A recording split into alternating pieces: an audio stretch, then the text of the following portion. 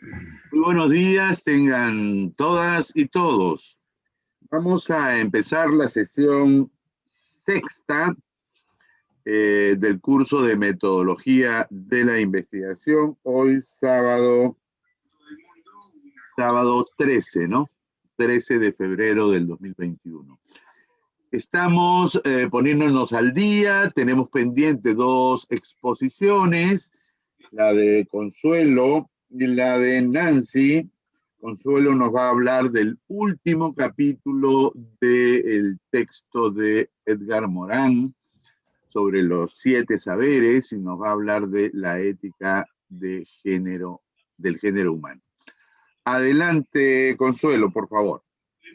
Muchas gracias, doctor. Muy buenos días con todos. Voy a hacer la presentación del capítulo 7 sobre la ética del género humano. Este capítulo nos presenta dos puntos como finalidades, ¿no? que he podido establecer. Es la relación de control mutuo que hay entre la sociedad y los individuos por medio de la democracia, y el otro es concebir a la humanidad como una comunidad planetaria. ¿Alguna vez nosotros nos hemos preguntado seguramente, ¿tendemos a actuar con ética? ¿O qué es la ética? ¿No? La ética pues nos enseña con lecciones de moral. Y es la conciencia de que el humano es individuo y al mismo tiempo somos parte de una sociedad y una especie. Por eso se habla de una triple realidad o de una triple triada. Esta triple triada está conformada por lo que es la especie, el individuo y la sociedad, y que tiene como punto central lo que es la conciencia, que es lo que vendría a unirlos. Y nos preguntaremos, ¿qué es la conciencia? La conciencia es el conocimiento que tiene el ser humano de su propia existencia, del estado en que se encuentra y sobre todo de saber qué es lo que hace. Entonces, ¿a qué nos lleva la antropoética? ¿No? La antropoética habla del hombre y ética, ¿no? Relacionado a la conciencia. ¿Y qué busca lograr? Una humanidad pues con conciencia, y que esta humanidad con conciencia logre formar una ciudadanía planetaria. Bien sabemos que todos nosotros tenemos una conciencia individual, quizás particular, pero esto debe ir más allá de la individualidad, nos dice el autor.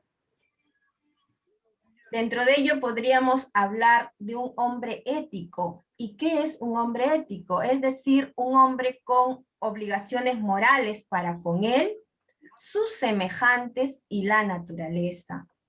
En un sentido amplio significa una actitud y una forma de vida en donde el objetivo principal es humanizar al hombre. ¿Y cuál es nuestra misión? Tendríamos que preguntarnos dentro de ello. El autor nos habla de la antropología ética que nos va a permitir asumir la misión antropológica del milenio. Y dentro de ellos nos señala algunas características como son trabajar para la humanización de la humanidad, no valga la redundancia, efectuar el doble pilotaje del planeta, obedecer a la vida, guiar la vida, lograr la unidad planetaria frente a la diversidad que tenemos, respetar al otro, a la vez tanto la diferencia como la identidad consigo mismo. Nos habla de desarrollar una ética de la solidaridad como también de la comprensión y enseñar la ética del género humano.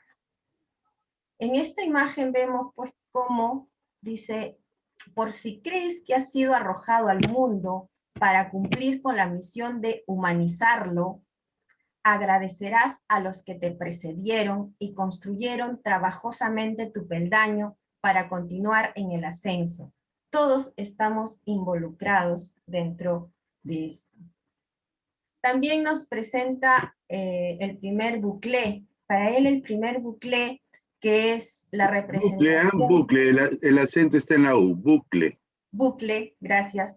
que representa el mapa de la compleja condición humana. La primera nos habla de este bucle entre el individuo y la sociedad, que es enseñar la democracia, ¿no? El individuo más la sociedad dentro de la democracia, ¿qué es lo que pueden hacer?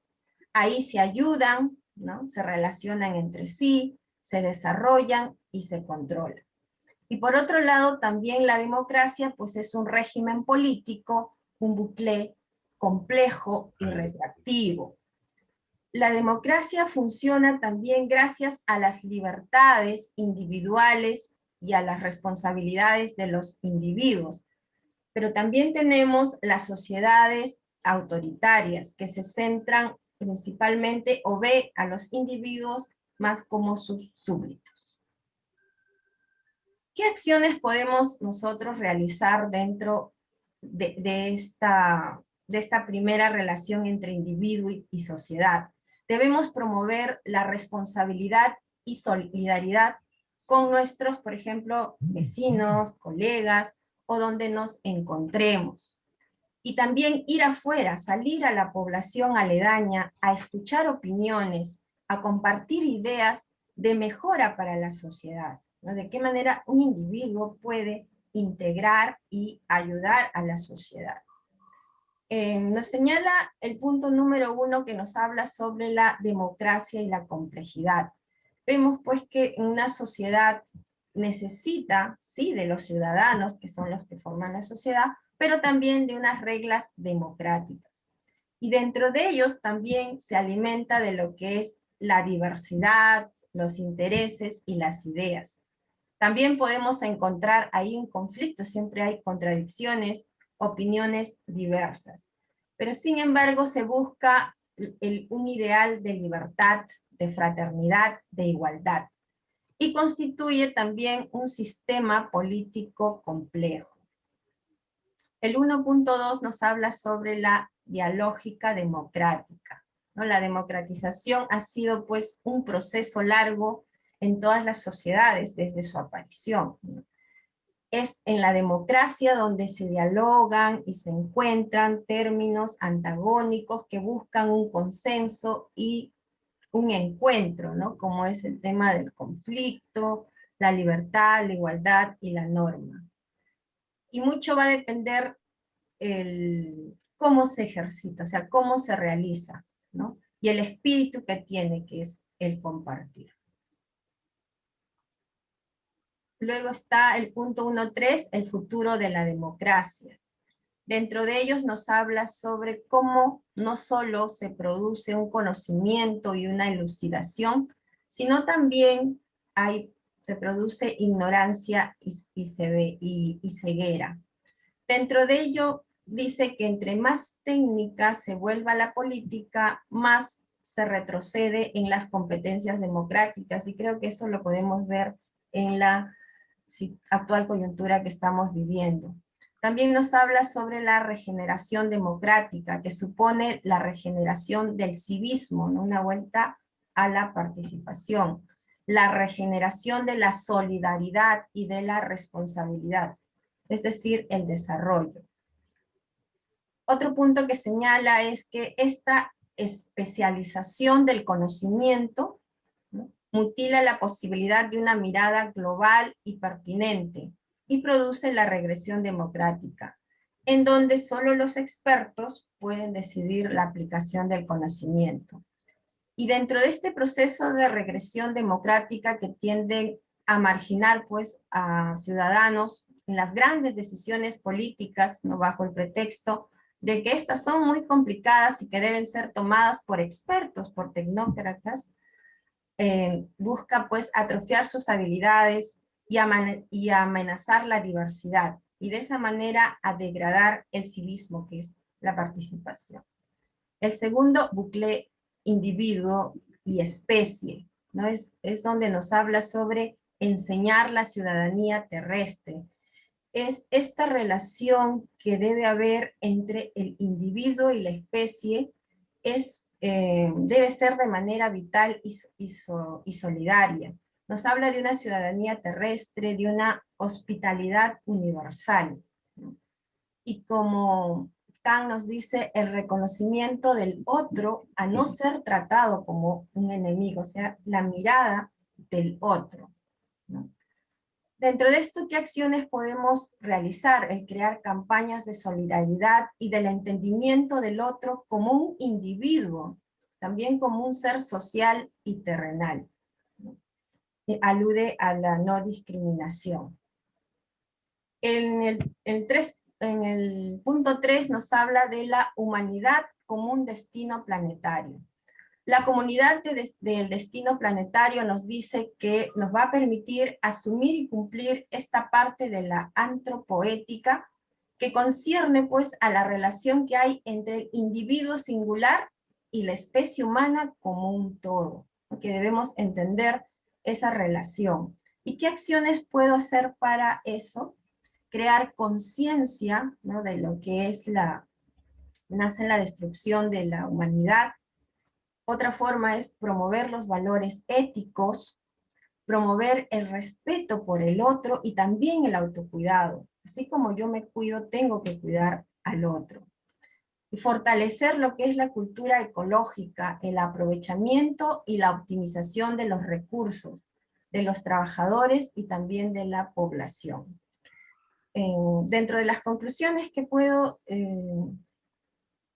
sacar nos busca o nos pide humanizar la humanidad, lograr la unidad dentro de esa diversidad, desarrollar la ética de la solidaridad y de la comprensión, y las bases de una democracia, de una soberanía y una política social, y la conciencia común. Te diré entonces, ¿cuál es el sentido de tu vida aquí? De repente muchos de nosotros nos hemos preguntado alguna vez, ¿cuál es el sentido de mi vida? ¿Para qué estoy acá? Estamos pues para humanizar la tierra. Y preguntarán, ¿qué es humanizar la tierra? Es superar el dolor y el sufrimiento. Es un aprender sin límites. Es amar la realidad que construyes. Y para eso uno debe seguir la regla máxima. Y la regla máxima es, trata a los demás como quieres ser tratado. Gracias. Muy bien, muchas gracias, Consuelo, ¿ah? Hemos concluido con esta exposición el texto de Edgar Morán titulado Los 7 saberes necesarios para la educación del futuro. A manera de colofón, podríamos decir que este texto abarca una complejidad, que es precisamente el tema de Edgar Morán. Y esta complejidad, cuando enfrentamos, por ejemplo, el tema de la educación, que ha sido el pretexto de este texto, nos encontramos con una gama de, digamos así, dimensiones que comenzaron, acuérdense ustedes, con la famosa ceguera del conocimiento, el error y la ilusión. Nos habló de los principios de un conocimiento permanente y cómo distinguir el contexto de lo global, lo multidimensional, lo complejo. Nos habló de cómo enseñar la condición humana, esa condición cósmica, física, terrestre, esa unidualidad del ser humano, ¿no?, que al mismo tiempo es un cerebro, una mente, una cultura, una razón, un afecto, un impulso, y esa triada, ¿no?, de individuo, sociedad y especie. Somos las tres cosas al mismo tiempo, no se nos puede separar. Nos habló también de las unitas múltiplex, o la unidad y la diversidad humana, ¿no? Precisamente esa triada es la que concentra esta multidimensionalidad del ser humano, ¿no? El ser humano a sí mismo es sapiens y demen, decía, ¿no? O sea, tiene de los dos, tiene las dos caras de esa moneda, ¿no? Nos enseñó también cómo enseñar la identidad terrenal, es el concepto de el planeta, el único hogar que tenemos, o como dicen algunos, la única nave espacial, porque el planeta y la galaxia están moviéndose en el universo permanentemente, es nuestra nave espacial, ¿no? La única que tenemos, y cómo es que debemos tenerle respeto al planeta, ¿no? Enfrentar las incertidumbres. El futuro es siempre incierto. No podemos dar por descontadas las cosas, más bien debemos prever el riesgo con precaución, pero tenemos también que visualizar fines y escoger medios para llegar a esos fines, y tenemos que definir, permítanme terminar la idea, definir acciones dentro de contextos. Sí, ¿alguien quiere intervenir? Perdón. Hola. Es de eso, como hemos reclamado. Perdón. Por favor, si no van a intervenir, mantengan apagados sus micros. Nos enseña también a enseñar la comprensión, ¿no? Conceptos como egoísmo, etnocentrismo, el espíritu reductor, y nos plantea como alternativa una conciencia de la complejidad humana. Y finalmente, lo que nos ha explicado Consuelo, la ética del género humano, ¿no? A partir precisamente de todo lo que ha desarrollado. Este documento no hace otra cosa que mostrar el pensamiento complejo, en este caso con el pretexto de la educación, ¿no? Acuérdense que este texto se lo pidió la UNESCO a Edgar Morán con el propósito de, perdón, orientar la educación a nivel mundial, ¿no? Perdón. Muy bien. No sé si tienen algún comentario a manera de síntesis de lo que hemos visto en este texto de Morán. Es una forma de presentar la multidimensionalidad de un tema. Ese ha sido el propósito de leer a Morán, aparte de entender lo que él llama el pensamiento complejo, del cual también vamos a hablar hoy día. ¿Hay algún comentario que quieren hacer sobre este tema?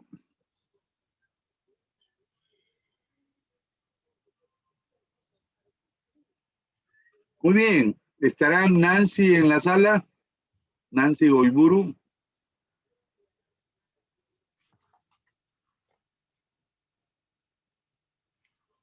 Al parecer no está. Muy bien. Víctor, ¿sabes algo de Nancy por casualidad? ¿Se ha reportado?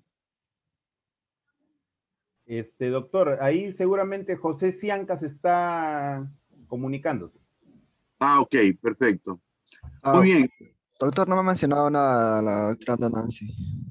Ya, te agradezco. Bueno, Al parecer no se encuentra en la sala y nos Comunícate deja con él, pendiente. ¿Perdón?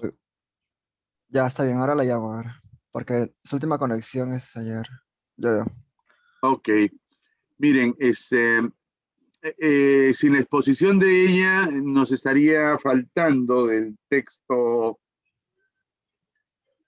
de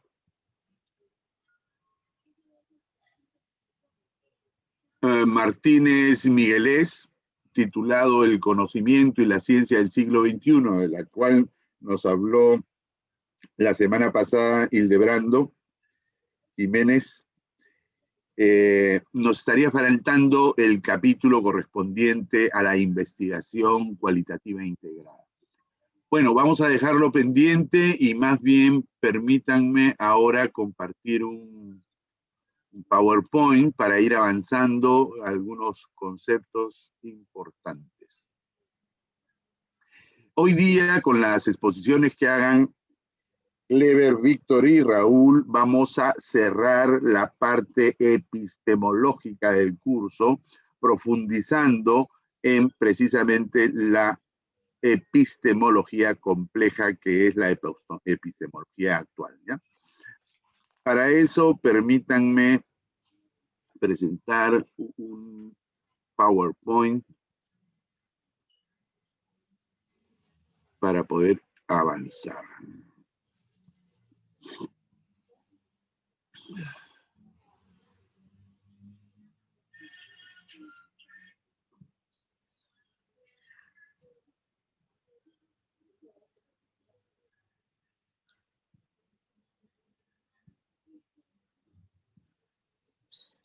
Se ve, ¿no?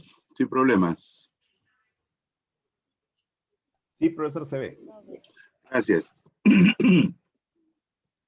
Hay una relación compleja entre tecnología, política y ciencia. Y de eso voy a hablarles en esta oportunidad.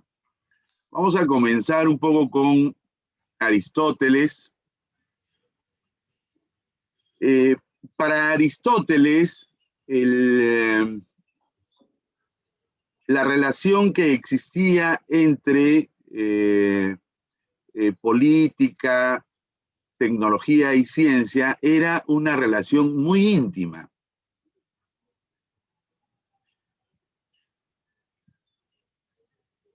Para Aristóteles, la acción humana podía ser de tres tipos. Él le llamaba la poiesis, la praxis y la teoría. Son tres formas del hacer humano. La poiesis era la acción encaminada a lograr hacer cosas. Por ejemplo, el carpintero haciendo una mesa, una silla, el agricultor sembrando, cosechando, el herrero haciendo herramientas o armas, etcétera, etcétera. Entonces, la actividad productiva humana, Aristóteles le llamaba poiesis. No obstante, esa palabra hoy día se derivó en la palabra poesía, ¿no? Ha perdido su significado original. Algunos han ya usado el término poiesis ya castellanizado para referirse a la actividad productiva. El segundo tipo de acción humana, Aristóteles le llamó praxis. Y esta praxis era la acción que no producía, pero finalmente acción humana. Por ejemplo, cuando él ponía ejemplos de la acción praxis, ¿no? Decía, es el maestro cuando transmite conocimientos. Es el abogado, por ejemplo, el defensor, que alude a argumentos, fundamenta con argumentos en defensa o en contra de alguien, ¿no? Esa también es una actividad de praxis. Y finalmente hace alusión al político, a aquel que defiende alguna posición o discrepa con una posición y también argumenta. Noten ustedes que estos tres ejemplos no vemos efectivamente que se estén produciendo cosas, ¿no? Sillas, mesas, productos agrícolas, etcétera. No está sucediendo eso. Pero sí hay una actividad humana clarísima, ¿no? Ok, nos están informando que Nancy Goiburu se encuentra delicada de salud, no podrá asistir el día de hoy. Gracias. El tercer tipo de actividad, según Aristóteles, era la teoría o la actividad teórica, ¿no? Antes de pasar a teoría, el término praxis, que es de origen griego, ha terminado en el castellano con el término práctica. Y si se dan cuenta, también ha perdido su etimología, su concepto de origen. Aristóteles o los griegos no usaban praxis como práctica. es una práctica, pero también es una práctica la poiesis, solo que para diferenciar, una produce cosas y la otra no produce cosas, produce otro tipo de cosas, ¿no? Como por ejemplo la transmisión del conocimiento, la defensa de alguna persona o la defensa de alguna posición política, ¿no? Entonces, realmente la praxis aludía a esa actividad práctica, pero de argumentar, de exponer argumentos para persuadir y convencer a otros de la verdad, la validez, la veracidad de lo que estás planteando, ¿no? Y finalmente, el concepto de la acción, ¿eh? Esto es una acción. Para Aristóteles, la teoría era un actuar humano. El ser humano hace teoría, actúa teoría. ¿Y qué significa teoría para los griegos, para Aristóteles? Teoría era la acción contemplativa, la observación. Cuando ese sabio, ese filósofo griego veía pues los cielos nocturnos para ver cómo funcionaba el cosmos, ¿no? O se paraba frente a una plantita para ver cómo esta plantita crecía, ¿no? Se desarrollaba, en fin, la actitud contemplativa de la realidad externa que nos rodea, a eso se refería Aristóteles como la acción teórica, la acción contemplativa, la observación, ¿no? A partir de la cual obviamente uno podía conseguir algún nivel de conocimiento. Muy bien. La palabra teoría griega se ha convertido en castellano en teoría, pero igualmente hoy día la connotación que tiene la palabra teoría es diferente a la original. Tiene algo, ¿no? Rescata algo de la original, pero tiene ya otra connotación. Lo interesante es que las tres, poiesis, praxis, teoría, son acciones. Y vamos a ver que esas acciones, poiesis, praxis, teoría, permiten generar conocimiento. Uno genera conocimiento haciendo cosas, argumentando tesis, argumentando fundamentos para sustentar algo y observando. En cualquiera de los tres casos, esas actividades van acompañadas por algún nivel de generación de conocimiento. Por eso Aristóteles decía que hay conocimiento que acompaña a cada una de estas acciones humanas y diferencia también ese conocimiento o esos saberes que se generan a partir de esa acción humana o que se requieren para hacer la acción humana, ¿no? Es en el doble sentido.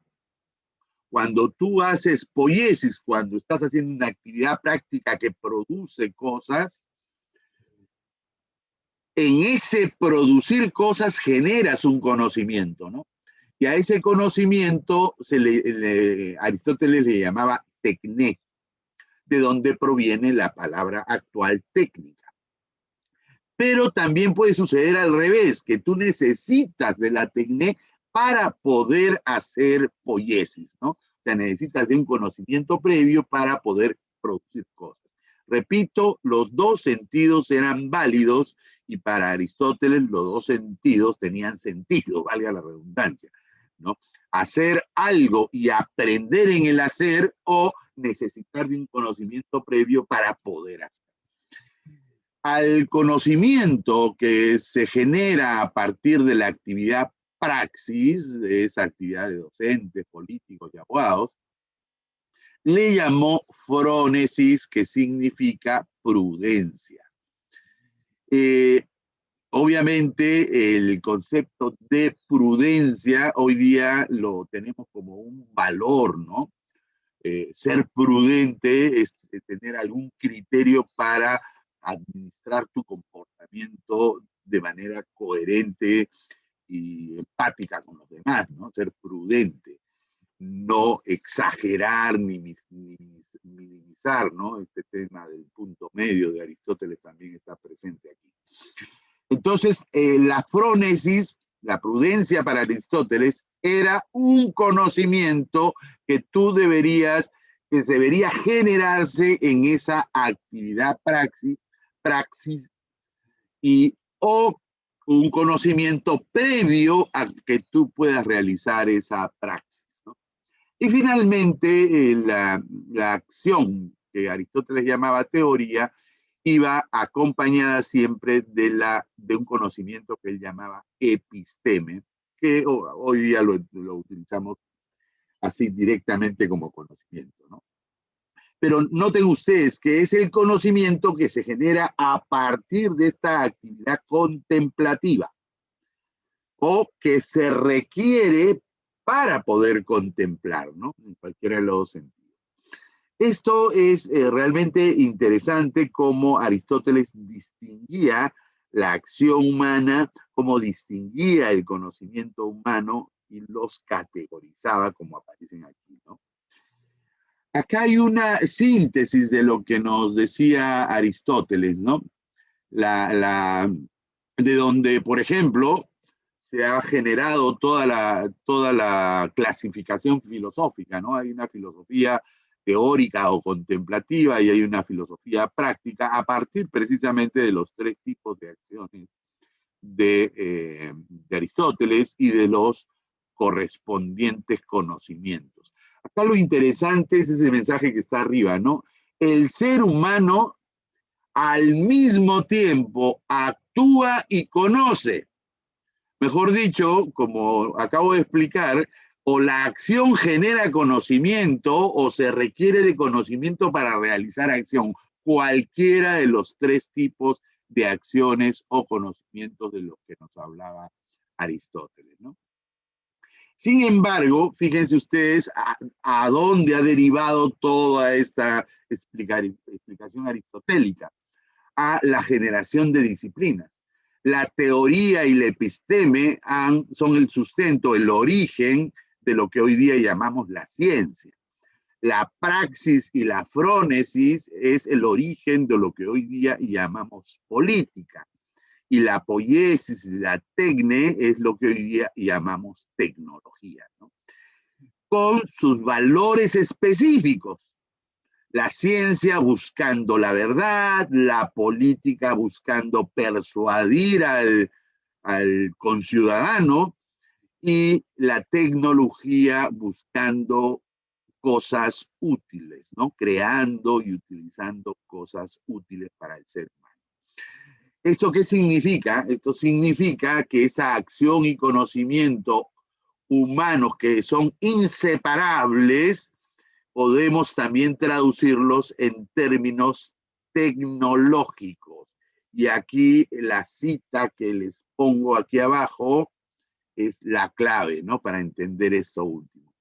La acción y el conocimiento humano lo podemos traducir en acción y conocimiento tecnológicos porque van a producir artefactos. Acuérdense de artefacto hecho con técnica, ¿no? Es lo que significa artefacto.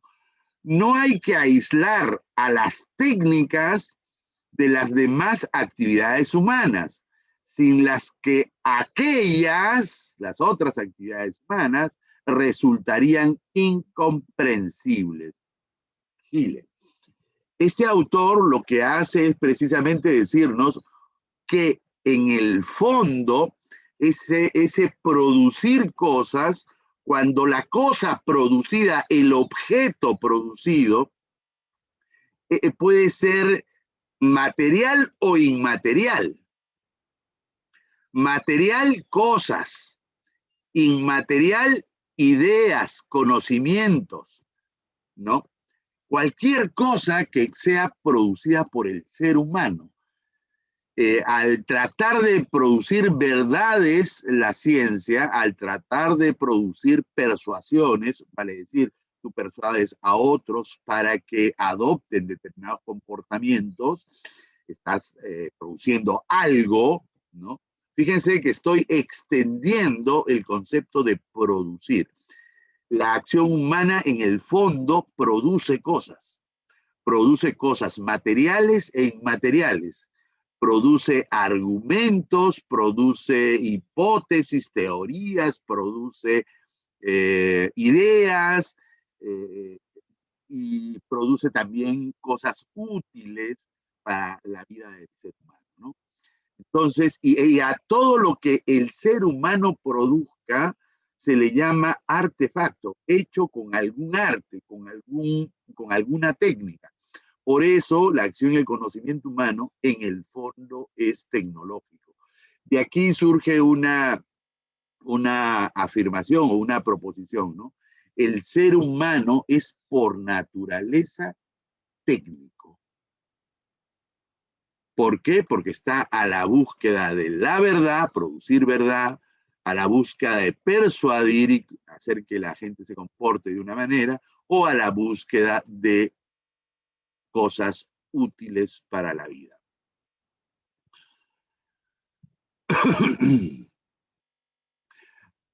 Para Platón existían dos realidades.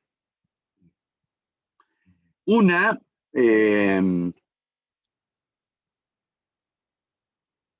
era lo que él llamaba el mundo sensible, vale decir, la realidad que nos rodea, ¿no? Y existía otro mundo que era el mundo inteligible. Para Platón, el mundo inteligible y el mundo sensible eran dos mundos independientes, pero tenían algunas conexiones. El mundo inteligible era el mundo de las ideas, ¿no? Mejor dicho, en el mundo de las ideas, en el mundo inteligible, está, por ejemplo, la imagen de un triángulo. Pero en el mundo sensible hay cosas que se parecen al triángulo, que tienen forma de triángulo. Entonces, para Aristóteles, las ideas era el mundo inteligible, el mundo de las ideas, era el verdadero mundo. Y más bien el mundo sensible, el mundo de la realidad que nos rodea, era una imagen imitada, mal imitada, de ese mundo de las ideas, ¿no? Por ejemplo, existe la idea de lo bueno, ¿no? Ya, pero en la realidad, en el día a día, la acción buena o la persona buena es una mala imitación de ese concepto de bondad o de persona buena que existe en el mundo inteligible, en el mundo de las ideas. Entonces, para Platón, por eso Platón se le dice que es una filosofía idealista, porque para él primacía tiene este mundo inteligible a partir del cual podemos nosotros identificar el mundo sensible que nos rodea, ¿no? Entonces, cuando a esa cosa le llamamos mesa, es porque en el mundo de las ideas existe el concepto de mesa, pero que en la realidad adopta alguna forma que imita vulgarmente, malamente o aproximativamente a esa idea inteligible de mesa que existe en el mundo de las ideas. Muy interesante este concepto. Él también agregaba una parte antropológica a este concepto, ¿no? Él decía que las almas eran inmortales, pero las almas existen, según Platón, antes de que tú nazcas. Entonces, cuando uno nace, el alma que vive en este mundo inteligible junto con todas las ideas, las almas conocen todas las ideas, decía él, porque vive en este mundo de las ideas, pero cuando uno nace, el alma, digamos así, aterriza en un cuerpo, ¿no? Igual, ¿no? Cuando este cuerpo muere, el alma retorna al mundo inteligible, ¿no? Por eso Platón también creía en las reencarnaciones. Se dice que es muy probable que toda esta concepción la haya traído pues del mundo hindú, ¿no? De la India y de todas las filosofías de la India, ¿no? Bueno, acá viene algo interesante, ¿no? Como las almas existen en este mundo inteligible y se encarnan cuando uno nace, cuando un ser humano nace, se encarna en un alma, pero ¿qué sucede? Al momento de encarnarse el alma, decía Platón, el alma se olvida de todo lo que conocía, de ese mundo de las ideas que él conocía cuando era solamente alma. Y esto es interesante, y por eso es que el ser humano, cuando nace, crece, ¿no? Se desarrolla, tiene que aprender, ¿no es cierto? Pero para él, para Platón, el ser humano no aprendía. El ser humano recuerda. El alma humana recuerda. Por eso a ese fenómeno los griegos le llamaban anamnesis o reminiscencia. Los seres humanos vamos recordando de a poquitos todo ese conocimiento ideal que teníamos cuando éramos solamente alma en el mundo de las ideas. Miren, podríamos decir que esto es pura mitología de parte de Platón, pero de aquí ha surgido precisamente mucho de lo que hoy día le conocemos como ciencia. Esa ciencia que crea un mundo de teorías tratando de explicar una realidad. O sea, realmente en la práctica la ciencia reconoce dos mundos. Un mundo de la realidad y un mundo de las ideas o de las teorías, de las hipótesis, de las tesis, que tratan de reflejar la realidad. A lo mejor el sentido es el que se ha cambiado, ¿no? Hoy día creemos que ese mundo de las ideas se genera a partir de la realidad. O sea, esa flechita que aparece acá de ideas a cosas debería invertirse hoy día porque eso es lo que hace la ciencia. A partir de la realidad, eleva, construye ideas, teorías, hipótesis, tesis, ¿no? Para tratar de explicar esa realidad, ¿no? Esa es la parte que se rescata hoy día para entender la ciencia, ¿no? Platón es uno de los pilares de esta concepción de estos dos planos, el plano de las ideas y el plano de las cosas, ¿no? Bueno, acá tienen un pequeño detalle de cómo Platón concebía al ser humano y sus tres almas, ¿no? Esto es interesante porque tiene mucho que ver con lo que nos ha explicado hoy día Consuelo, que de acuerdo a Morán, el ser humano es una triada. Bueno, pues este concepto de triadas, el ser individual, el ser social, el ser especie, tiene sus orígenes, si no iguales, pero tiene sus orígenes en este concepto de las tres almas que sostenía Platón, ¿no? El ser humano tiene tres almas, la racional, la irascible y la concupiscible. Y están identificadas, se identifican corporalmente con la racional con el cerebro, la irascible con el pecho y la concupiscible con el abdomen, ¿no? Este concepto de triada, y por eso puse este cuadrito, porque el concepto de triada que maneja Morán tiene sus orígenes en esa triada, ¿no?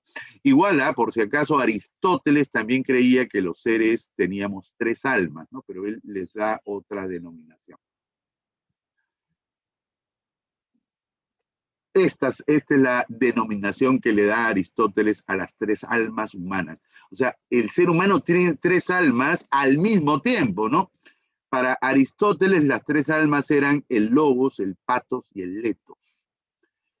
Y esto lo describe Aristóteles en un libro que se llama La Retórica. Y él decía que un rétor es un orador, un expositor, ¿no? Ante un público tiene estas tres manifestaciones al mismo tiempo. La primera manifestación es el logos, la parte racional. Tiene que transmitir razones, argumentos, ¿no? Silogismos, ¿no? Premisas que lleguen verdaderas, que lleguen a conclusiones verdaderas.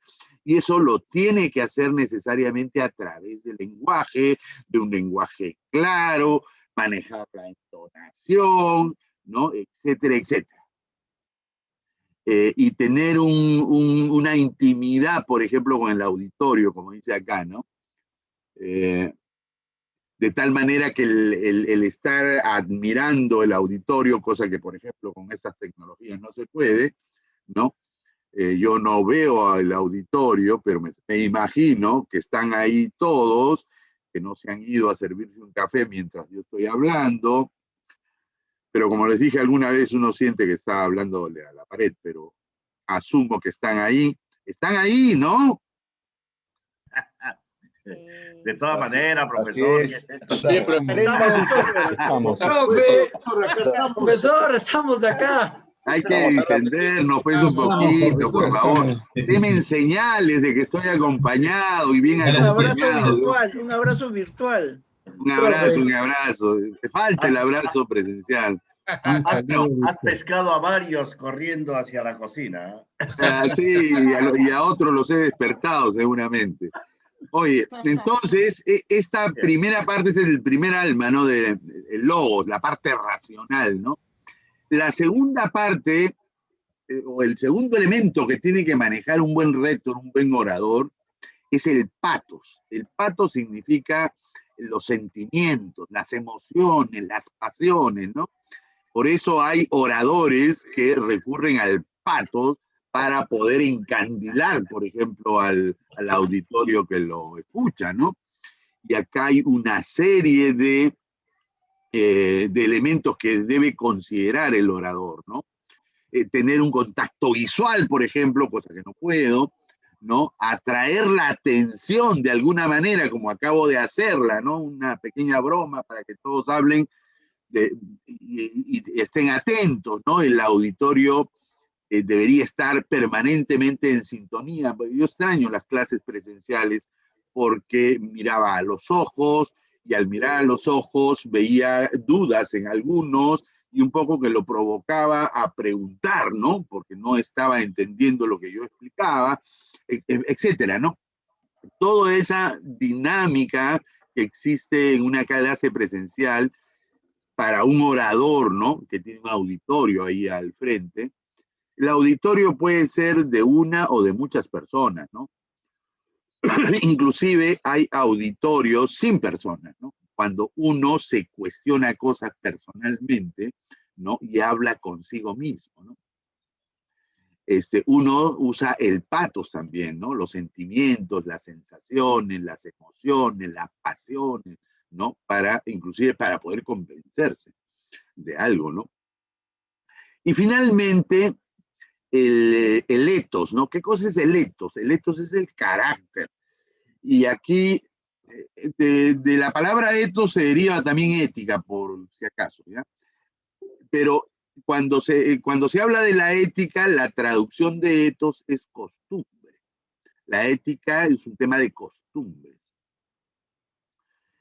Por eso, por ejemplo, Kant tiene un texto que se llama La crítica de las costumbres, ¿no?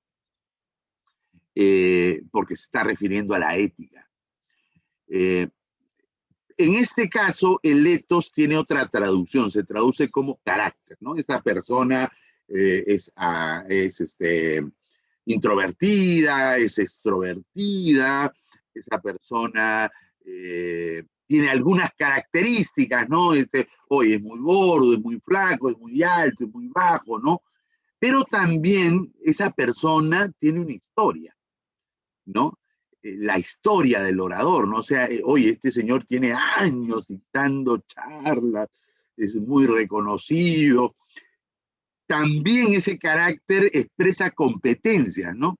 O sea, dependiendo de cómo tú te presentes ante el auditorio, puedes mostrarle o timidez, o soltura, o dominio de lo que estás hablando, o duda, ¿no? A veces transmitimos que no conocemos muy bien un veces nos mostramos muy sólidos, competentes en lo que estamos hablando, ¿no?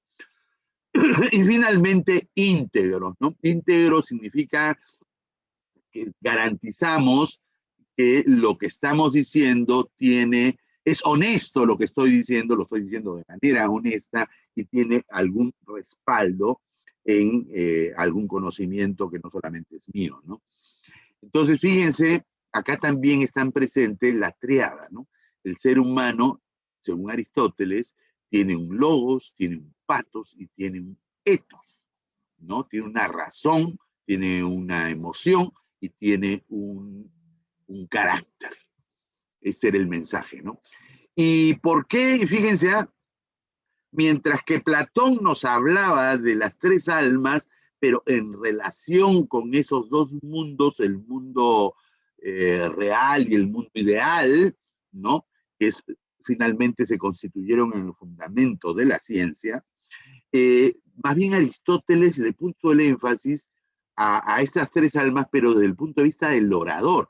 El orador como profesor, ¿no? Como docente, como abogado, como político, en especial como político. El político debería hacer gala de sus logos, de sus patos y de sus ethos, como bien decía Aristóteles, ¿no? Y luego tenemos la tecnología, y aquí también Aristóteles dio la clave, ¿no? Para Aristóteles, él creó la famosa teoría de las cuatro causas, ¿no? La causa material, formal, eficiente y final, ¿no? Y nos puso, siempre nos ponía este gran ejemplo de en la naturaleza, cómo construir barcos, sillas, ¿no? Un ejemplo poético de la poiesis, de ese tipo de acción humana que produce cosas, ¿no? Y nos la describe clarísimo, ¿no? Para hacer un barco, por ejemplo, necesitas un material, ¿no? Y necesitas darle una forma, o sea, previamente tienes que tener un plano del barco para ir construyéndolo de acuerdo con ese diagrama, con ese plano, ¿no? Alguien lo tiene que hacer, ¿no? O sea, alguien tiene que ponerse a hacer el barco, ¿no? A la acción propiamente concreta, y eso es lo eficiente. Y finalmente tienes que, haces un barco con algún propósito, ¿no? Porque es muy útil para la pesca, para la guerra, para viajar, para comercializar, qué sé yo, ¿no? Le das un propósito, le das un para qué. Y ahí están las preguntas, ¿no? Si quieres saber el material, preguntas de qué está hecho. Si quieres saber la forma, cómo es, ¿no? El barco. Si quieres saber la causa eficiente, preguntas el quién lo está haciendo, ¿no? Y finalmente preguntas el para qué se está haciendo, ¿no? Pero, como esta lámina ya la he mostrado anteriormente, ¿no? Pero la estoy recapitulando porque aquí lo que quiero mostrar es cómo esta lógica de las cuatro causas también están en otros planos. En el plano de la sociedad, de las relaciones humanas, tenemos, por ejemplo, aquí el ejemplo es una constitución política, ¿no? Tenemos una constitución que es un texto y un contenido del texto. ¿Cuál es la materia de ese producto de la sociedad, que es la constitución, sus reglas de convivencia, su contrato social, como le quieran llamar? Bueno, pues la materia es la vida en comunidad. La forma adopta la forma de una constitución o de alguna ley, si se trata de leyes. ¿Cuál es la causa eficiente de la constitución? La comunidad o sus representantes, aquellos que la elaboran a partir de consensos, mayorías, minorías, ¿no? De esa dinámica que se da entre los que están a cargo de producir este producto social llamado Constitución. Y finalmente, ¿cuál es la finalidad de la Constitución? La convivencia. son las reglas de convivencia que todos los ciudadanos que nos consideramos iguales hemos decidido otorgarnos a nosotros mismos, o sea, ponernos de acuerdo, en unas reglas de convivencia. Y también en el plano del pensamiento, y ustedes como investigadores están en el plano del pensamiento, ¿no? Entonces, llamémosle así, lo que queremos lograr, lo que queremos producir es ciencia, ¿no? Queremos producir una tesis, ¿no? Una investigación científica, ¿no? ¿Cuál es la materia? La realidad. Pero ojo, no es la realidad solamente natural, es la realidad de la sociedad también, ¿no? Por eso hay ciencias sociales. O es la realidad del pensamiento. Por eso hay ciencias humanas, hay filosofía, hay lógica, ¿no? Entonces hay tres planos de la realidad: naturaleza, sociedad y pensamiento. En cualquiera de esos tres planos podemos investigar. ¿Cuál es la forma que adopta esta generación de conocimiento, esta producción de conocimiento? Adopta la forma de una investigación que tiene un protocolo, que se plantea un problema, un marco teórico conceptual, un método, un trabajo de campo y obtiene resultados, ¿no? Ese es el protocolo de una investigación. Esa es la forma que adopta esta producción de conocimiento a partir de la materia llamada realidad en cualquiera de sus tres planos. ¿Cuál es la causa eficiente? El investigador. Ustedes, ¿no? Y finalmente, ¿cuál es el propósito? Explicar y comprender esa realidad. De esa manera, en el plano del pensamiento, también hemos podido producir algo, en este caso, hemos generado conocimiento, ¿no?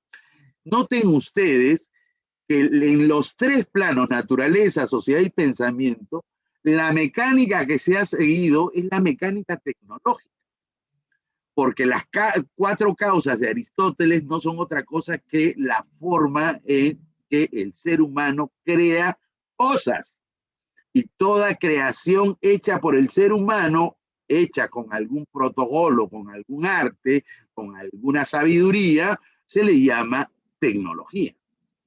Entonces, fíjense, cuando estén frente a un barco, dirán, ah, eso es producto de la tecnología. Pero cuando estén frente a la Constitución o cualquier institución creada en la sociedad, cuando estén frente a la democracia, cuando estén frente al Poder Judicial, lo que tienen que decir es que ese es producto tecnológico, una creación humana con algún arte o alguna técnica.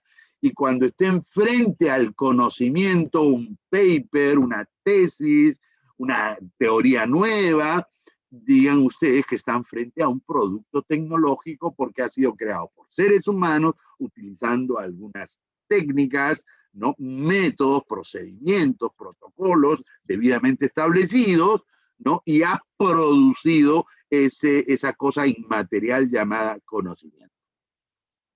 Y todo sigue un ciclo tecnológico. Y esto me lleva pues a tratar de diferenciar entre ciencia y tecnología. Y este tema realmente es todo un debate en el mundo epistemológico, ¿no? Mientras que la ciencia ha tenido una historia que nace con la filosofía y la sabiduría de los griegos de la antigüedad, ¿no? En la época de los griegos no existía ni siquiera la palabra ciencia. Lo que existía era sabiduría, sofía se decía en griego, ¿no? Existía la sabiduría o la sofía, y quienes se dedicaban a la sofía se les llamaba sofistas.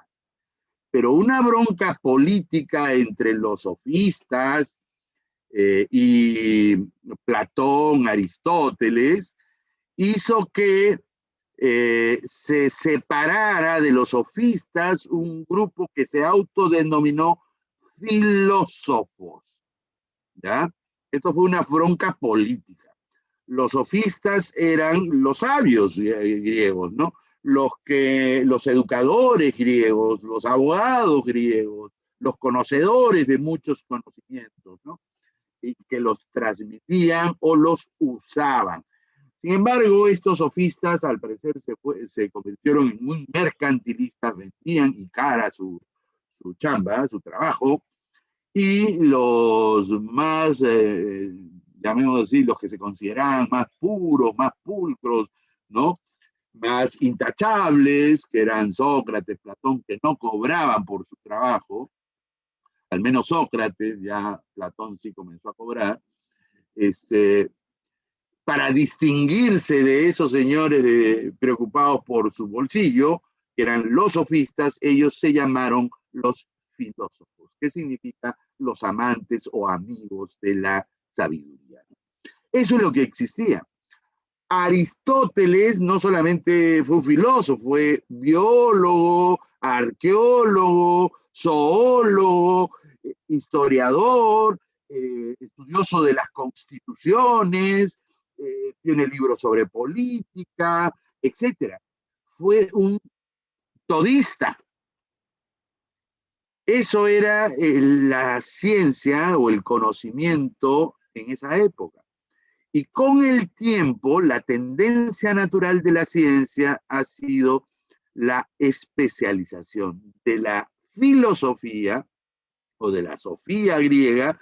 Se comenzaron a desprender, digamos, disciplinas, ¿no?, independientes porque tenían objetos de estudio que se podían abordar de manera independiente y requerían de un estudio más empírico, llamémosle, ¿no?, más del conocimiento de la realidad. De ahí que lo primero que se desprendía era la física, ¿no?, la realidad misma, las cosas mismas, ¿no? La medicina, ¿no?, el cómo curar a las enfermedades, ¿no? En fin, comenzó a desprenderse disciplinas a partir de la filosofía, y así, después de 2500 años, hoy día tenemos un montón de disciplinas especializadas, en su mayoría originalmente nacidas de la llamada filosofía, ¿no? Quizás la que no nace de la filosofía, pero sí tuvo un rango muy importante entre los griegos, fue la matemática, ¿no? La matemática pitagórica, euclidiana, etcétera, etcétera, ¿no? Hay toda una historia matemática que dicen que Pitágoras también la recoge de Arabia, de la India, ¿no? De ahí la trae, ¿no? Ya se ha descubierto mucho de que lo que se le ha atribuido a los griegos puede tener un origen. En Egipto, por ejemplo, toda la geometría, al parecer, en Egipto se desarrolló. Pitágoras estuvo de paso por Egipto, recogió las ideas y finalmente las sintetizó, ¿no? Digamos así, ¿no? Bueno, pero esa historia ahorita es secundaria, ¿no? Lo importante de la historia de la ciencia es cómo de un todo comenzó a desgranarse y especializarse, ¿no? La característica fundamental de la ciencia es la alta especialización, ¿no? Conocimientos unilaterales, ¿no? Mientras que la tecnología tuvo otra historia. La historia de la tecnología, de la técnica, que con el tiempo le han llamado, algunos le llaman tecnología y quieren separar técnica de tecnología. Yo ya les expliqué que no debería hacerse porque etimológicamente tecnología significa el estudio tratado de las técnicas. El ser humano es técnico, hace técnica. Y técnica, según Aristóteles, es el conocimiento que acompaña a la actividad productiva humana, ¿no? Y ya llegamos a la conclusión que todas las actividades humanas, no solamente la poiesis, produce cosas, por lo tanto, la praxis y la teoría, esas acciones humanas también producen cosas y necesitan de un conocimiento, de una frónesis y de una episteme. Muy bien, la historia de la tecnología está asociada a las necesidades del ser humano. Y yo siempre hago esta pregunta, por favor, a ver si alguien me la contesta, ¿ya? ¿Qué cosa fue primero? ¿La agricultura o la agronomía? ¿Alguien me ayuda, por favor? Yo, profesor. Por favor. Adelante. Primero fue la agronomía, profesor. Así, el estudio del agro, el estudio no, el conocimiento. Porque... Pero el conocimiento fue primero, o sea, primero fueron a la universidad a estudiar agronomía y después comenzaron. No en ese sentido. ¿En qué sentido? En el sentido de que para, por ejemplo, establecer la siembra de un producto y el producto obtener, habría que establecer cuál es el resultado que vas a tener al respecto. Sí, pues, ¿no? Pero estás pensando en 2021. Ponte a pensar en el origen de la agricultura. Fue casual. Cuando el ser humano descubre la agricultura, ¿tenía algún conocimiento de agronomía? No, a ver, con el nombre específico, como conocemos de agronomía, obviamente que no, por supuesto que no, pero yo me refería, sí, sobre el objetivo que se quiere, ¿qué es lo que se quiere obtener? O sea, para tú... Nuevamente, ponte en el hombre primitivo, ese hombre que descubre la agricultura. Dicho sea de paso, entre paréntesis, dicen que fueron las mujeres las que descubrieron la agricultura, ¿no? Porque el hombre se iba a cazar al mamut y la mujer se quedaba en una estancia, ¿no? Criando a las crías, a la prole, y tuvo la oportunidad de ver cómo las plantitas crecían y de esas plantitas habían frutos, ¿no es cierto? Cierro el paréntesis. Sí, profesor. El descubrimiento, obviamente, como usted lo ha dicho, es en base a la observación y a la práctica que se da, o hasta por casualidad, por ahí como escucho. Exactamente. Entonces tú no puedes afirmar que la agronomía es primero a la agricultura. No. Es que yo, ¿en qué sentido me refería? Es que no, el único sentido que importa es el histórico. Que hoy día me digas, para hacer una buena agricultura tú necesitas ser un agrónomo, te lo acepto. Pero si analizamos la historia, un poco que eso es lo que estoy haciendo, ¿no? La historia de la ciencia me dice que la ciencia tiene una tendencia a la especialización, porque nació de un todo y se ha ido rompiendo. Pero la historia de la tecnología nació ¿de qué? Nació de necesidades o de casualidades, como bien has mencionado. Sí, en un principio, pero para perdóname, estamos subrayando el principio. Estamos tratando de subrayar el origen, no lo que es hoy día. No. Lo que es hoy día lo vamos a discutir luego. Profesor, estoy simplemente subrayando, poniendo énfasis en el origen. El origen de la tecnología, así como he puesto énfasis en el origen de la ciencia, estoy poniendo énfasis en el origen de la tecnología.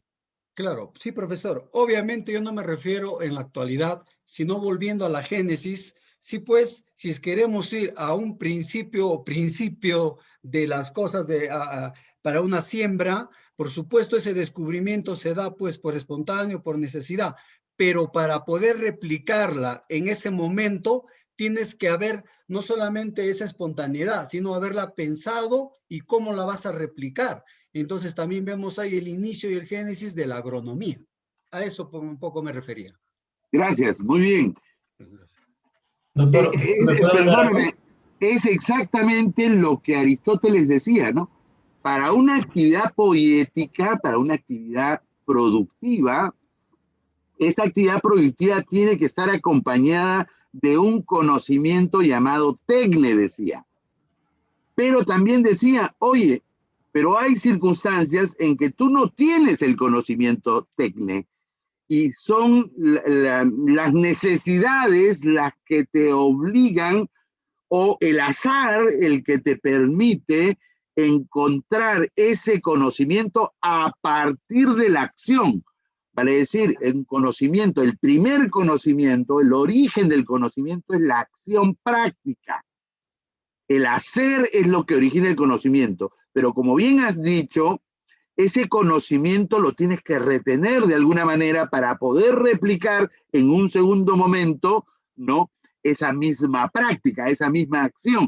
Por lo tanto, el conocimiento se vuelve un acompañante de esa acción. Seguramente ese conocimiento ha sido muy elemental, muy intuitivo, muy observacional, pero en la medida que vas repitiendo esa acción práctica, se va consolidando cada vez más un conocimiento. Eso es lo que estoy tratando de poner énfasis. Toda la tecnología se origina en las necesidades humanas. Voy a hacerles otra pregunta. ¿Qué cosa fue primero? ¿La máquina a vapor o la termodinámica? ¿Alguien me ayuda? Termodinámica, profesor. La máquina a vapor. Termodinámica. ¿Cómo va a ser la termodinámica? Pues, La muchachos. máquina a vapor, la máquina No a vapor. existía la termodinámica cuando el señor Watt creó la máquina a vapor. La disciplina de la física llamada termodinámica, el estudio de los fluidos, fue muy posterior a la creación de la máquina a vapor. Primero fue la necesidad de tener un motor a vapor que extraiga el agua de las minas de carbón. Un poco de historia. La máquina a vapor nace como una necesidad en Inglaterra, porque en Inglaterra en esa época la única energía que tenían era quemar carbón, entonces había muchas minas a carbón, y para sacar el carbón de la mina tienes que mojar la pared, o sea, la piedra, para poder ablandarla y sacar el carbón de piedra, ¿no? Y la mina se te llenaba de agua, y había que sacar el agua una opinión, a profesor? balde. ¿Perdón? Sí, una opinión, profesor, si me Queremos permite. opinión. Por favor, ¿quién está hablando? ¿Quién está hablando? Yo, Carlos García. Carlos, adelante, Sí. Carlos. No, es evidente de que la acción humana muchas veces se inicia a partir del ensayo y error, sobre todo cuando no se tiene un conocimiento previo de nada. No, es que muchas veces, discúlpame, ¿no? siempre Siempre se originó así. Sí, pero a lo que quiero llegar es a lo siguiente, ¿no? De que si trato de entenderlo un poco desde el punto de vista platónico, probablemente podría también argumentar de que las leyes físicas preexisten a esa acción humana, ¿no? Así es, entonces de esto repente sería una mis compañeros interpretación están platónica, es pensando, correcto. lo que digo, de repente mis compañeros están pensando en esos términos, ¿no? De que esas leyes físicas preexisten, ¿no? Solamente es una opinión, nada más. Doctor, Gracias. algo Correcto. para complementar nada más. Por favor, Víctor. Breve. Sí, justo estaba levantando la mano. Alguna vez escuché alguna relación con esto y lo que escuché fue esto, ¿no? De repente nos puede servir como algo práctico, ¿no? Justo estaba en una discusión sobre el lenguaje y era la pregunta, ¿qué es primero, el lenguaje formal o el lenguaje coloquial, el que escuchamos en la calle, ¿no? Y lo relaciono con esto, ¿por qué? Porque las respuestas que daba un profesor era, ¿no? ¿Qué es primero, la escultura o la piedra? Entonces, cuando usted preguntó qué era primero, la agricultura o la agronomía, me hizo recordar eso, ¿no? Los procesos para obtener las esculturas, ¿no? No es primero la escultura, llamémosla agronomía, y luego la piedra, sino el proceso va desde un inicio, desde que el ser humano inicia una práctica, experimenta y obtiene resultados, y posterior a ello ya empieza a indagar más y a generar conocimientos. Exactamente. Y esto es importante, ¿saben por qué? Porque es la práctica la que nos conduce al conocimiento, es la acción humana, el hacer humano, el sobrevivir en este planeta, el que ha creado el conocimiento. Ahora bien, esta analogía que has hecho de la piedra y escultura es correcta, y un poco volviéndola al lenguaje, que también lo has mencionado, que es un tema bien bonito también. La pregunta es, el lenguaje antes de ser escrito, vale decir, un conjunto de símbolos que podemos transmitir a través de la historia, ¿no? Yo lo que escribo hoy día puede mantenerse por muchos años y siglos. Muy bien. Déjame terminar la idea. el lenguaje hablado, se preguntan algunos si es una técnica o no. Y la respuesta es sí. El lenguaje hablado es tan técnica como esa técnica del lenguaje escrito a través de símbolos. Y ojo que históricamente han habido dos técnicas para crear un lenguaje escrito.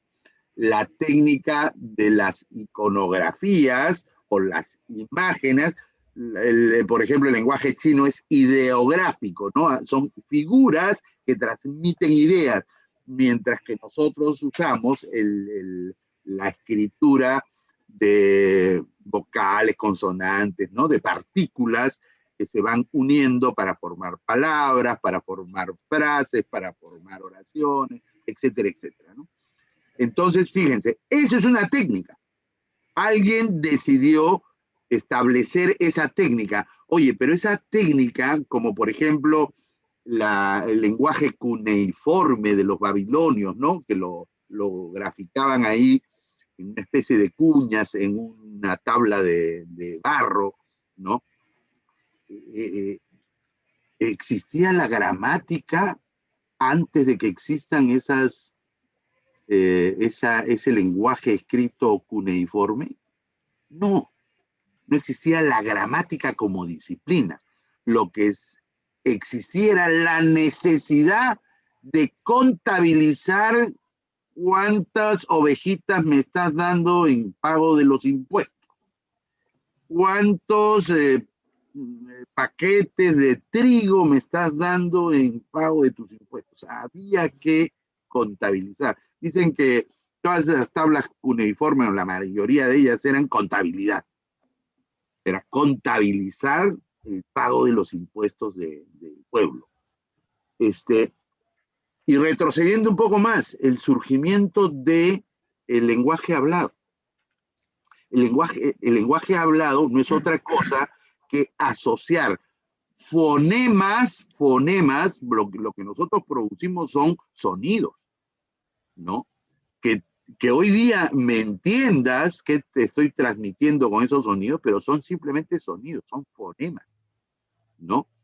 Mesa es un sonido, mesa, un sonido.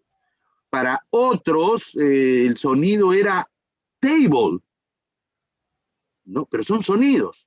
Y así, te fijas, en todos los lenguajes pueden haber muchas formas de sonido, muchos fonemas que representan la misma realidad. La técnica estuvo precisamente aquí asociada o estuvo relacionada con asociar el fonema con las cosas de la realidad. Los fonemas lo primero que hicieron fue tratar de representar con un sonido una cosa, ¿no? La cosa es mesa, entonces yo le voy a dar un sonido a esa cosa para que todos ustedes entiendan que cuando emito ese sonido me estoy refiriendo a esa mesa. Eso es un acto técnico. El uso de símbolos, por ejemplo, es parte, ¿no? La simbología, ¿no? La semiótica de los símbolos, es parte de la acción técnica humana. El ser humano, para poder sobrevivir, ha tenido que recurrir a crearse esas cosas que son útiles. Asociar sonidos con cosas, era útil. Asociar después símbolos con cosas o con ideas, la escritura, y así sucesivamente, ¿no? Entonces, insisto, el origen, y este es el énfasis que le estoy dando a esta parte, los orígenes. El origen, como alguien lo dijo muy bien, es el ensayo y error. Pero el ensayo de error porque necesito, porque si no lo hago me muero. Es la supervivencia, ¿no? Eso es el origen de la tecnología. Por eso la tecnología finalmente va a buscar, ahora lo vamos a ver, cosas útiles, ¿no? Porque son útiles para poder vivir. Y a partir de esa necesidad de hacer cosas es que viene la inquietud, déjame terminar, viene la inquietud de por qué funcionan las cosas así. La agronomía es tratar de explicar por qué funciona la agronomía y cómo puede mejorarse la agronomía. La termodinámica nació para explicar por qué funcionaba una máquina a vapor y cómo se podía perfeccionar. Y así sucesivamente. ¿Qué cosa fue primero? Y esta es otra pregunta más. ¿La óptica o los lentes que usamos para poder? Los lentes. Bueno, claro, por fin. Los lentes, ¿saben cuándo nacieron? En el 1200, entre 1200 y 1300. ¿Quiénes lo hacían? Los artesanos que hacían cosas de vidrio. Descubrieron, con prueba y error, que determinada forma del vidrio, convexo, cóncavo, podía permitir mejorar la visión, etc. Pregunta, ¿y cuándo apareció la óptica? Con Newton. Un poquito antes, con Descartes, 1600.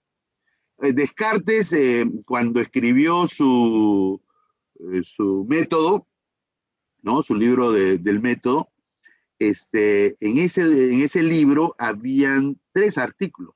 El método, ahorita no me acuerdo el segundo, y el tercero se llamaba óptrica. Óptrica. Había puesto una R.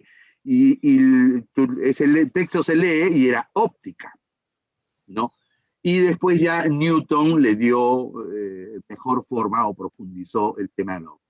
Miren, los lentes en el 1200 y la óptica en el 1600. 400 años tuvo que pasar para que surja la disciplina que explique el por qué funciona un lente. Profesor, una consulta. En el ejemplo de la máquina de vapor, por ejemplo, uno puede desarrollar la tecnología, pero si es que no le encuentra un uso práctico, o sea, porque no es el uso práctico lo que nos lleva en todos los casos al desarrollo de la tecnología. Por ejemplo, en el caso de la máquina de vapor, Herón de Alejandría, en el año 1, en Egipto, crea una máquina a vapor, pero para mover una bola, y nadie le encuentra un uso práctico a eso, y después se redescubre en realidad la máquina a vapor durante la revolución industrial. Entonces, no necesariamente... Discúlpame, sí, muy interesante lo que dices, pero quiero hacer una precisión. Cuando Herón hacía eso, te aseguro que para la sociedad de su época eso era relevante. El que mueva una cosa. Se dice que el oráculo griego era una tecnología que estaba subterránea a partir de determinadas, se calentaba un agua, se calentaban unas hierbas, salía un humo cuando una persona iba al oráculo a preguntarle sobre su futuro, y había una señora ahí sentada, ¿no? Y había una tecnología ahí abajo que lo que hacía era darle con esos humos una especie de drogar a la señora para que en un éxtasis psicodélico pueda transmitirle algún mensaje. Oye, esa tecnología que ahí había era útil, así hoy día digamos que eso es inútil, pero era útil en el contexto de la sociedad y de la cultura de esa sociedad. Cuando Herón hacía todos esos inventos, te aseguro que todos esos inventos eran, o para, por lo menos para deleitar al público, como por ejemplo cuando se descubre que hay una especie de computadora en Grecia. En Grecia no es el ábaco asiático, sino hay una máquina encontrada en el fondo del mar que tiene todas las características de una, por lo menos, calculadora. Y la pregunta es, oye, ellos descubrieron la computadora, ¿y para qué lo usaban? Ten la plena seguridad que en esa sociedad ese artefacto tenía algún propósito. No es no es que se haya descubierto esa tecnología y haya dormido el sueño de los justos durante miles de años hasta que se le redescubra. No, esa tecnología en su época tenía un propósito, tenía una utilidad. No es la misma utilidad que le estamos dando ahora, no es la misma utilidad que le estamos dando ahora. Cuando nació Internet, profesor. ¿tenía la utilidad que tiene hoy día Internet? No. El propósito de Internet fue un propósito de guerra. ¿Cómo hago, decía Estados Unidos, para que cuando me lancen un misil a una ciudad de los Estados Unidos, la Unión Soviética, cómo hago para que mi red de comunicaciones no se caiga toda? Ah, ok, vamos a hacerlo de tal manera que todas las nodos sean independientes, de tal manera que estoy protegido de cualquier amenaza de este tipo. ¿Eso está funcionando hoy día? No, esos fueron los orígenes de la Internet. La utilidad de eso era una estrategia de contraofensiva. Hoy día, ¿qué es Internet? ¿No? ¿Es una estrategia de contraofensiva? No, tiene muchísimos usos, pero no nació Internet para los usos de hoy, nació para los usos de su época. Cuidado, todas las creaciones útiles de los seres humanos, por eso se llaman útiles, tienen algún propósito, tienen una materia, una forma, una causa eficiente y un propósito. Siempre lo tuvieron, así sea un propósito trivial para una época y un propósito esencial para otra época. Siempre nacieron con un propósito. Ese es el mensaje de esta gran diferencia entre los dos caminos que han seguido la ciencia y la tecnología. Doctor, Sí. le hice una pregunta hace rato, quería intervenir hace rato, ¿podría, doctor? Sí, por favor.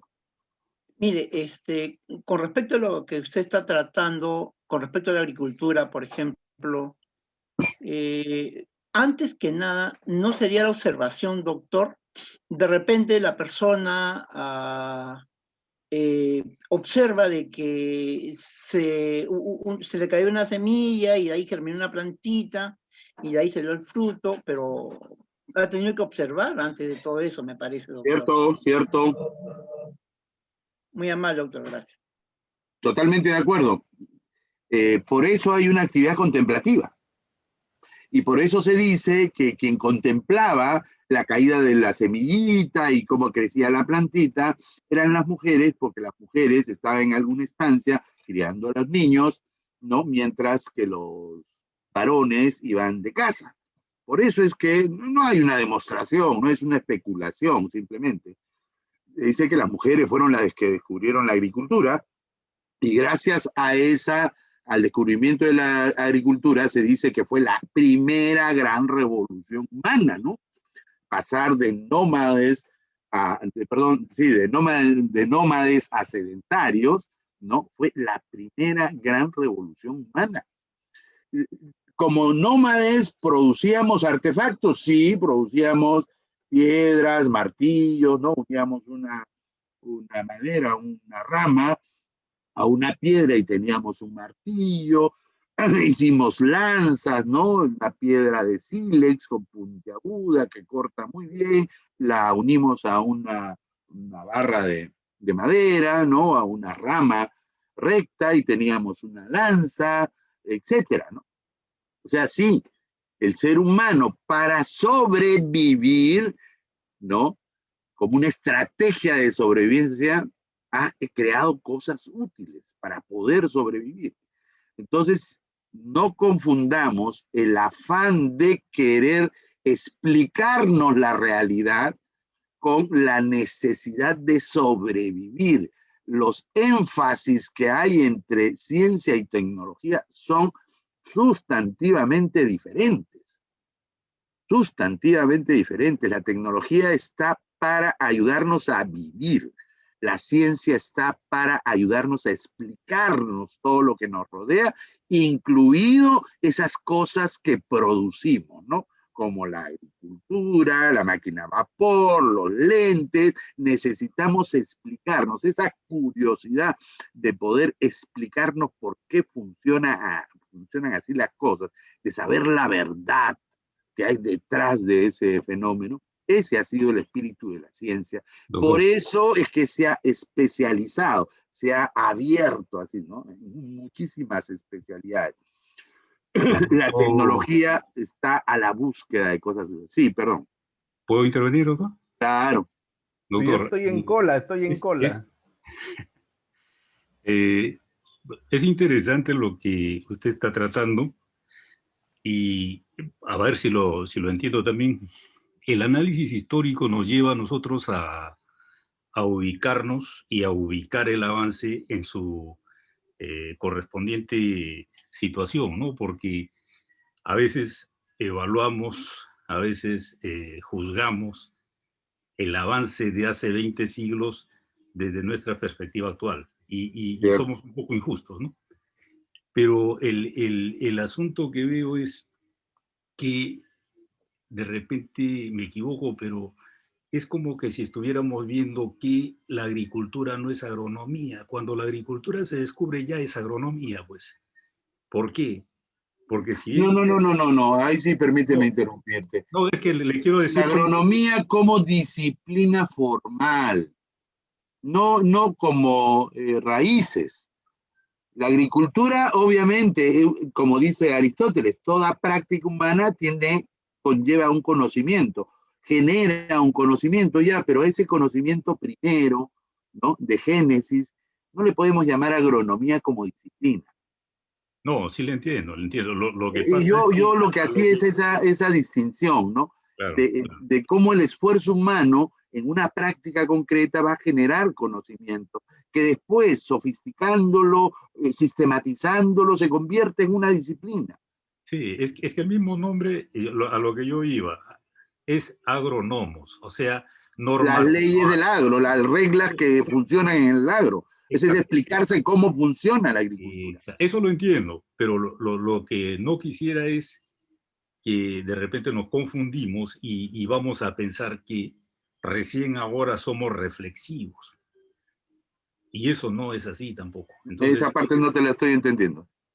Lo que pasa es que pareciera que, bueno, todo se ha ido descubriendo como una especie de enfrentarnos con el mundo en cuestiones estrictamente prácticas, estrictamente de hacer, no de reflexionar.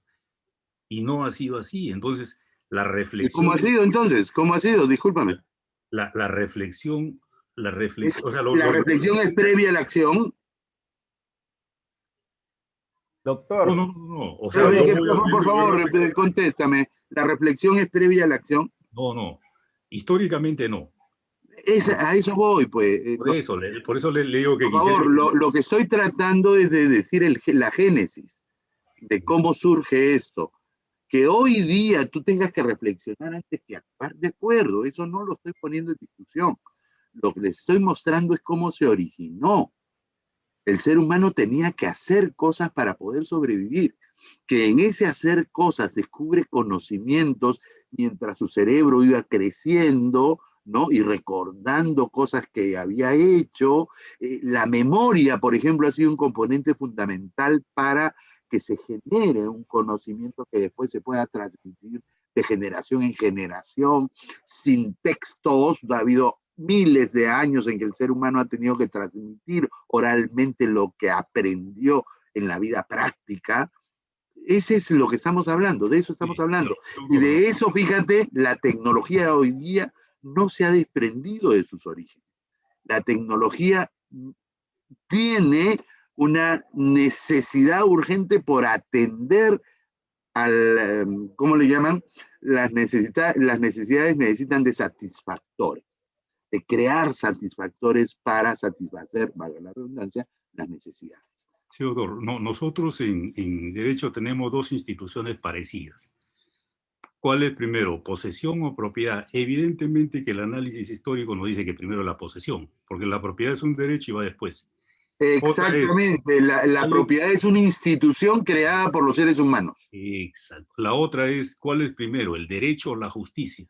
Históricamente es el derecho, primero la norma, después reflexiona si es justa o no. Buena. Y en este mismo sentido está la pregunta que usted hacía, lo que Yo quería entender, era eso de que no porque se esté haciendo no se reflexiona, ¿no? Nada más, nada más. Gracias, doctor. Gracias a ti. ¿Alguien estaba en la cola, decía? Sí, acá, doctor. Vale. Fíjese, en mi caso soy ingeniero civil y como en 10 años he estado trabajando en investigación de edificaciones sismorresistentes. Entonces le entiendo el tema cuando usted menciona las comparaciones de qué nació primero, la máquina de vapor o la termodinámica, porque para una especialidad como la mía es el día a día de que nosotros con la tecnología y la experimentación queremos dar un paso hacia adelante para resolver problemas del día a día, ¿no? Resolver situaciones. Y para poner un ejemplo claro, el puente de Tacoma, un puente que resolvió un problema de conectar dos islas, dos localidades, pero ese puente de Tacoma falló por el viento. Entonces, después de esa falla del viento, ya los estudiosos de puentes hacen su experimentación en laboratorios para ver si los nuevos modelos de vientos, bajo las condiciones que le da la naturaleza, van a poder superar esa dificultad y no van a colapsar. Entonces, nosotros somos netamente empíricos, aunque la palabra empírico para nosotros nos va un poquito desfasada, pero estoy aprendiendo acá el real significado de la palabra. Hay muchas situaciones que se nos han presentado acá en nuestro país, el sismo de Nazca, el sismo de Pisco, que nos hacen reflexionar y casualmente buscar la razón por la cual esas condiciones han fallado y nace pues en base a la experimentación o el conocimiento, una respuesta para superar el problema. Pero seguramente tendremos más problemas porque siempre el ingeniero o el que maneja la tecnología quiere dar un paso más allá sin tener los cuidados de la ciencia, del conocimiento, o sea, estaba poniendo en el chat el caso bien clásico de Tony Stark, ¿no? Que él mismo, el Iron Man, él mismo se prueba en sí mismo y resulta pues que en base a la propia experimentación desarrolla algo importante. Vale, vale, muy bien, muy bien. Y para terminar, soy medio pesadito, en realidad, usted tiene razón, Descartes o Cartesius es del siglo XVII, Newton es del siglo XVIII, pero estamos viendo que un iraquí, Alhazen, es el padre de la óptica del siglo XI. Ah, qué buena, qué buen dato. La óptica moderna. Qué buen dato, qué buen dato. Pero sin embargo, acuérdate tú que ese iraquí, ¿no? Estaba bastante distante en esa época, en el siglo XII probablemente, de Holanda, de los Países Bajos, donde se crearon los lentes, ¿no? Acuérdense ustedes que Descartes usó un telescopio que después se descubrió que él no lo inventó. Él se lo copió, le compró un telescopio a un holandés, a un artesano de lentes, que había inventado realmente el telescopio. El personaje se ha perdido en la historia, y más bien el que hizo popular el concepto de telescopio y la utilidad del telescopio fue Galileo, estoy equivocándome, fue Galileo, ¿no? Pero en el 1200, en Holanda, los artesanos del vidrio son los que crean estas lentes, ¿no? Permítanme continuar, por favor. La ciencia busca explicar, la tecnología fabrica productos, servicios. El interés de la ciencia es lo natural versus el interés de la tecnología, que es lo artificial. Y por favor, la palabra artificial no es peyorativa. Artificial viene de arte y ficial, que viene de facer, hacer con arte, hacer con tecnología. lo artificial, todo lo que hace el ser humano es artificial. Todo. Versus lo natural, lo que no ha creado el ser humano. El ser humano no ha creado ni montañas, ni océanos, no ha creado nada de eso.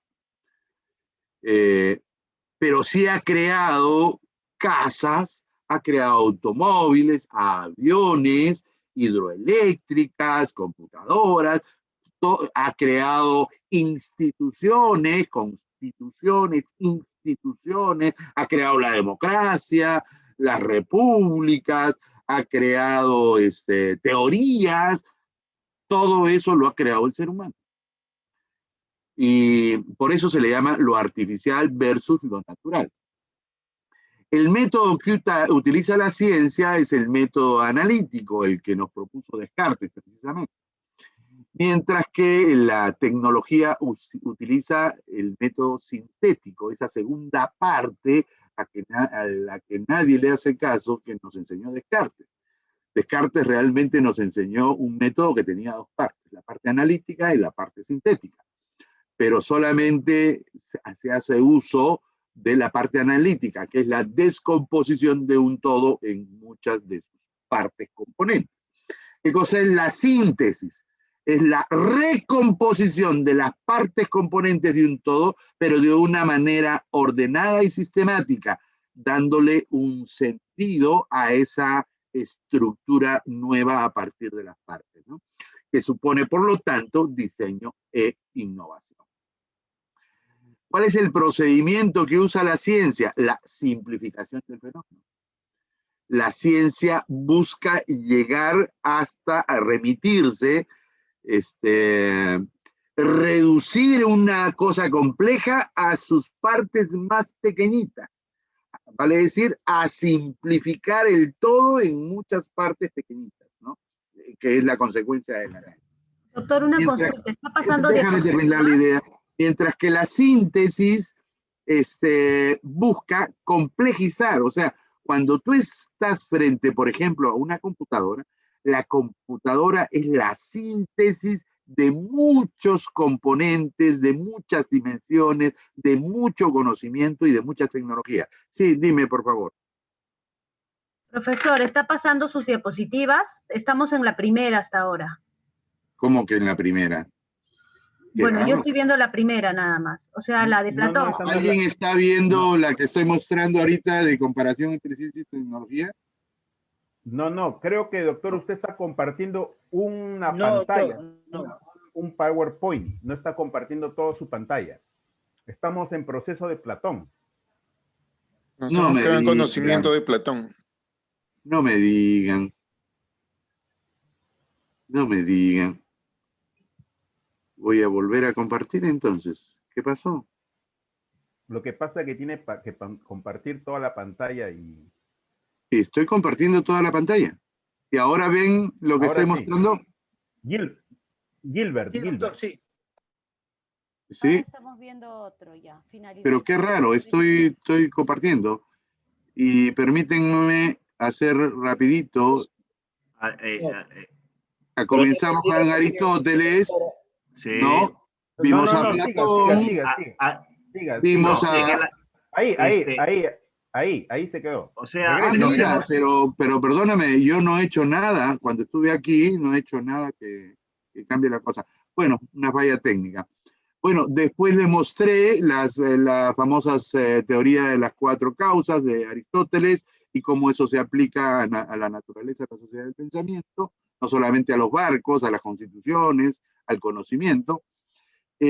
Aquí me quedé cuando fundamentaba el origen de la ciencia y el origen de la tecnología, que era el énfasis de esta lámina, y cómo a partir del origen, históricamente, ciencia se especializa, y a partir de tecnología, que era simple y llanamente crear cosas útiles, poder sobrevivir con la ayuda de cosas que podíamos crear, a lo largo de la historia ha derivado pues en una serie de complejos útiles, ¿no? Y esta es la comparación que les estaba haciendo entre ciencia y tecnología, de acuerdo con Gilbert, ¿no? Donde me quedé en la parte del procedimiento, simplificación del fenómeno para parte de la ciencia, mientras que las tecnologías son síntesis, ¿no? Y al ser síntesis, el aparato tecnológico, el objeto tecnológico se vuelve en algo complejo. Basta ver su celular, ¿no? Su celular es una complejidad, es una síntesis de un montón de partes, reconfigurada, reestructurada, ¿no? O sea, con un diseño debidamente organizado, ¿no? Eso es lo que son las tecnologías. La ciencia no, la ciencia al contrario, simplifica, busca esas pequeñas cosas a partir de un todo, ¿no? Un problema, un fenómeno, lo comienza a descomponer en sus partes más pequeñitas, ¿no? Es más o menos cuando se dice cómo te comes un elefante, ¿no? ¿Saben esa, no? ¿Cómo se come un elefante? ¿Alguien sabe cómo se come un elefante? Bocado a bocado. Así es, por pedacitos, exactamente. Y finalmente, los resultados, ¿no? ¿Qué busca la ciencia? Un conocimiento especializado y generalizable, ¿no? Por eso se dice que la ciencia busca legalidad, busca leyes, mientras que la tecnología busca objetos particulares y concretos y útiles. Eso es lo que busca la tecnología. Esto es muy interesante. Niluoto es un filósofo de la ciencia y de la tecnología que hizo un estudio de cómo los diferentes autores planteaban la relación entre ciencia y tecnología. La tesis más común es que la tecnología es hija de la ciencia. Tú no puedes hacer tecnología si no tienes ciencia, ¿no? Pero no es así.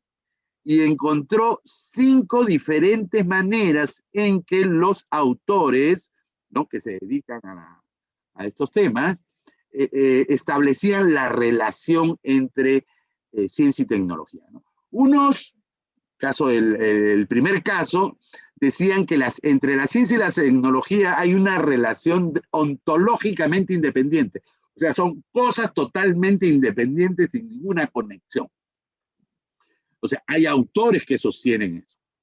La segunda cosa que encontró, la segunda posición que encontró, es que la ciencia y la tecnología interaccionan causalmente, vale decir, no obstante que son ontológicamente independientes, son cosas independientes, interactúan, se causan entre ellas, ¿no? La ciencia aporta a la tecnología aporta a la ciencia, esa es más o menos la idea. Mientras que en la tercera posición, la tecnología se subordina a la ciencia. Esta ha sido la más tradicional, ¿no? La que, por ejemplo, difunde Mario Bunge, ¿no? Que la tecnología es ciencia aplicada, ¿no? Por eso la tecnología está subordinada a la ciencia, ¿no? Que es un poco, este es uno de los grandes errores, ¿no? El creer que no podía haber tecnología si no había ciencia. Entonces se vieron en la necesidad de distinguir entre técnica y tecnología.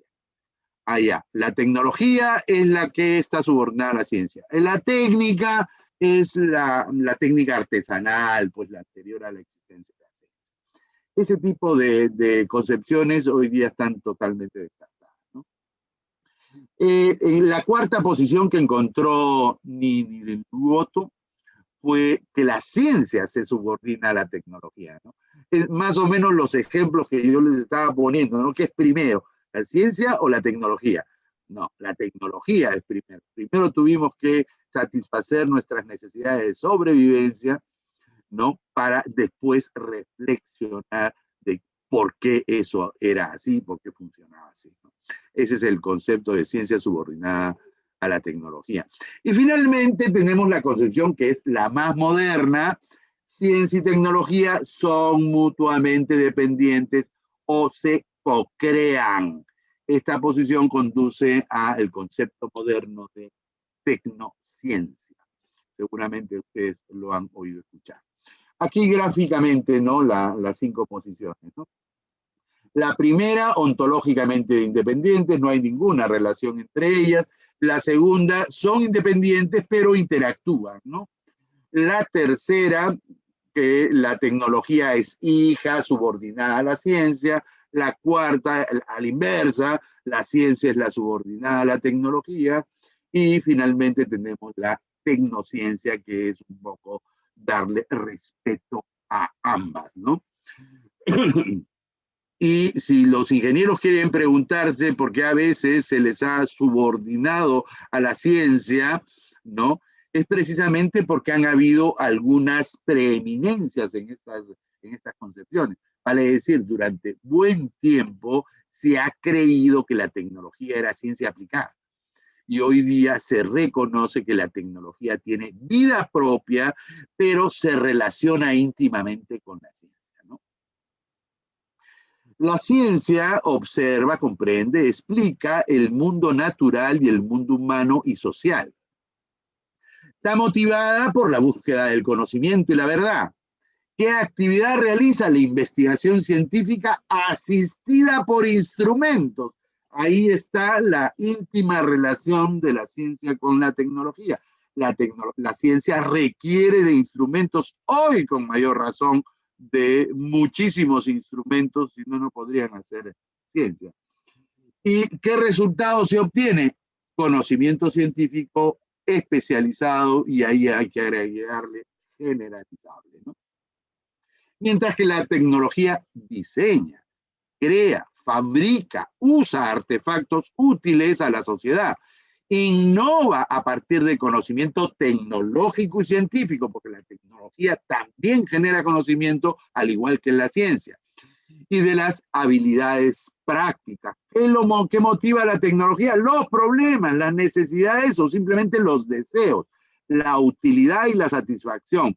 ¿Qué actividad realiza? Diseño, creación, fabricación, uso, innovación. ¿Y qué resultados obtiene? Productos y servicios, artefactos, instituciones, conocimiento. Creo que lo vamos a dejar ahí, y en los minutos que nos quedan antes de las 11, ¿les parece si nos tomamos un breve descanso para que puedan servirse su café y estirar las piernas? Bien, gracias. Y más bien, Clever, Víctor y Raúl se preparan para dedicarlo a las exposiciones sobre el tema de la complejidad a continuación. ¿Les parece? Claro que sí, profesor. Excelente, profesor, una pausa. Okay. Una pausita y nos vemos. A las 11 en punto, por favor. Una pausita de Zoom. Para tomar aliento, profe, para tomar aliento. Así es, hermano, y bajar los ánimos. Una pausita de Zoom.